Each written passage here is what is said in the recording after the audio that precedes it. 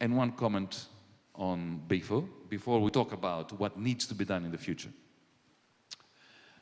Look, the left comes in fundamentally two varieties ever since the Second International: the Social Democrats and the more traditional Marxist left.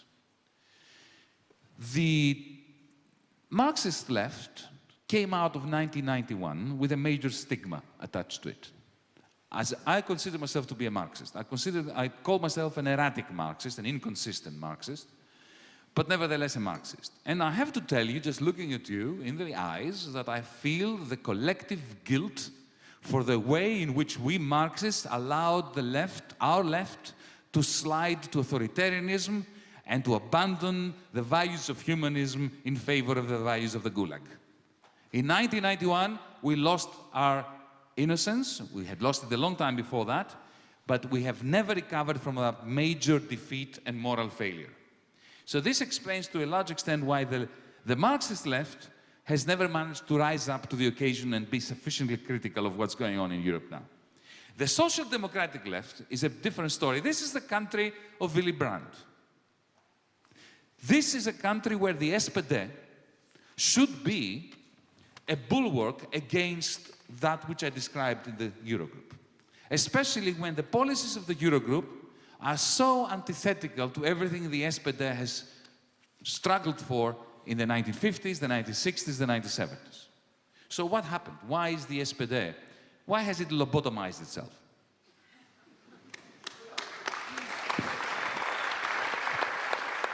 And not just in Germany.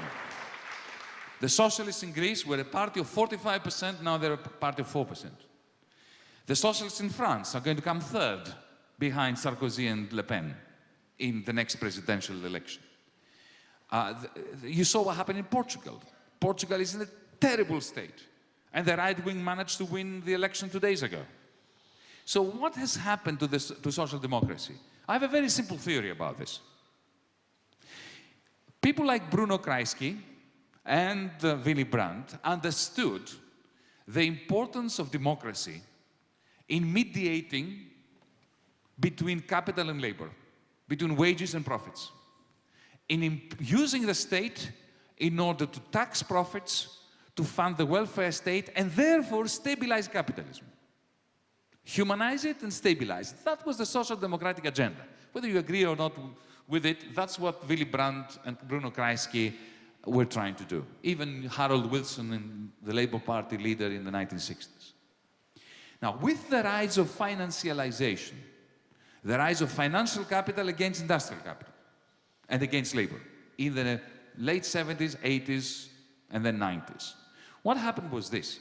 Social Democrats, Schroeder in this country, Tony Blair in Britain, the Socialist Party in France, PSOE and now Renzi in Italy. Yes, indeed. What they did was this. They saw that industry was being suppressed. It was receding compared to banks. The power of banks, the capacity of banks to effectively print their own profits was rising exponentially, and industry was subsiding. So they thought, instead of spending all our time fighting with industrialists to tax them, to take some of their profits and to give it to hospitals and to schools, we might as well go into bed with the bankers, with the financial sector. Think about it. The Schroeder strategy was precisely that. The Tony Blair strategy was that. To put it simply, what they did was, they allowed the bankers to go into a frenzy of debt creation. This is what financialization is. It's all singing, all dancing, postmodern debt. All those derivatives, what do you think they are? They are very complex forms of debt. Yeah? So they allowed them to go into this paroxysm, orgasm, to use Srečko's narrative, of debt creation and effectively printing private money, on condition that a small percentage of that would go back to the state to fund schools, unemployment benefits, and so on and so forth. And a lot of that social welfare funding happened, both under Schroeder and under Blair, there was an increase in social spending, which is a good thing per se. The question is, where was the money coming from? It was not coming from taxing industry, from taxing activities that produced things. It came from allowing the bankers to go crazy, to build up pyramids of debt, and taking some crumbs of their gargantuan table. Of course, these pyramids, when they build up and build up and build up, at some point they crash. And crashed they did in 2008. At that point, the Social Democrats in government, who had allowed these pyramids to be built, and they were taking a cut of them to fund the welfare state as well as themselves and their political parties, they lacked the analytical capacity and the moral spine to oppose the bankers. And instead, they were the first ones to effect the bailouts that saved the bankers. Not the banks, the bankers. That's what the SPD did. That is what the socialists in Greece did. Through the bailout that I described before, that cynical transfer of funds from taxpayers onto the books of the banks. Initially the German and the French banks, later the Greek banks.